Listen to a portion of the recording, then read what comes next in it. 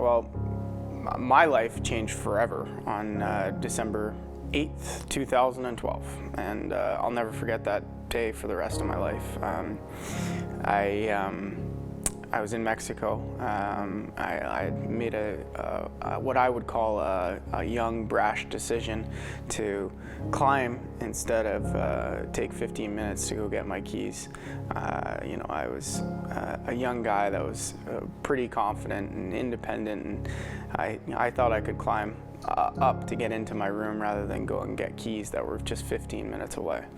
And all of a sudden, Robert MacDonald, his life has changed forever. I fell back 31 feet and I'm lying on the ground thinking, what have I done?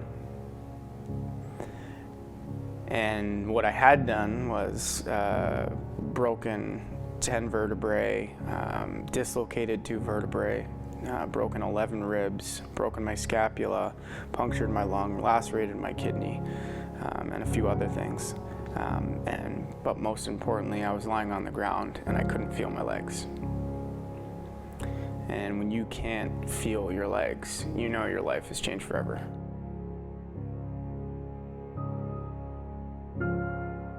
Long story short, I was taken to a Mexican hospital, then airlifted back to Pearson Airport, and then transported by ambulance to St. Mike's, where Dr. Ginsberg, a phenomenal neurosurgeon, did my surgery about 36 hours after my accident, which is a huge, huge point of why I've been able to have a miracle recovery, I believe. The doctors came in and my dad point blank asked him, is Robert gonna walk again? And the doctors can't say yes and they can't say no. Little did I know at that point that my chance of actually walking again was only 5%, as medically diagnosed by my neurosurgeon.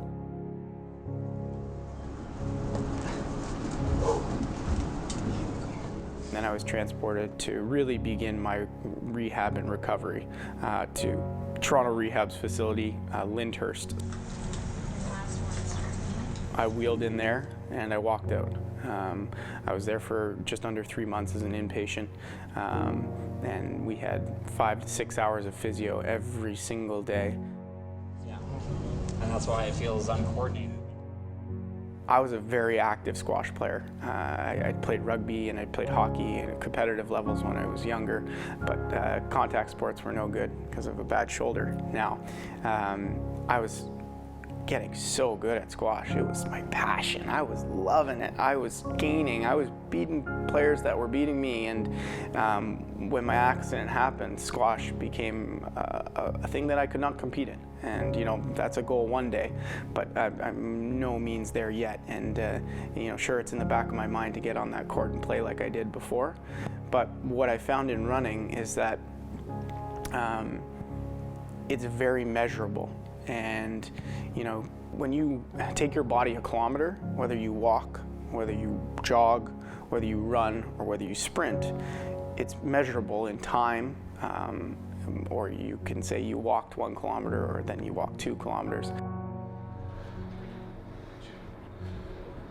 He keeps pushing his own limits, and you can see it in the results in his therapy and in his sport.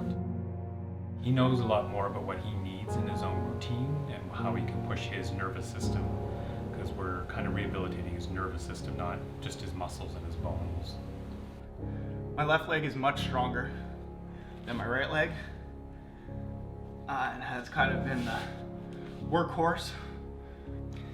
I went about 1.5 years with very, very little action other than going along with the motions in my right leg, but over time it's grown and built, and now it's active with my left leg instead of just along for the ride. I went to my Facebook and to my friends and to my family and said, listen guys, I'm gonna do it. Join me. Come on board, let's run this together, even if you have done 10 before or you've never even done 1 race before. Let's get out there and let's get active, and let's raise some money for something that's helped me so much and can help others that, as I say, the next me.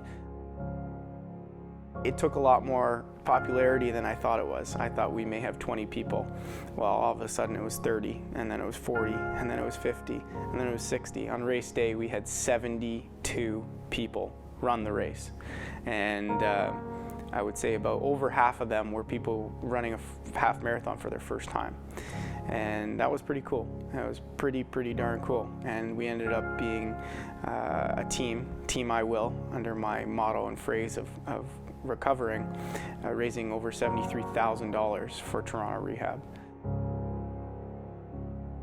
It's something that not only I have gained knowledge and gained a lot of life lessons, but the people surrounding me, the people who supported me, my family, my friends, anyone who's really read about my story has definitely gained something from that. And I don't see it as a tragedy anymore.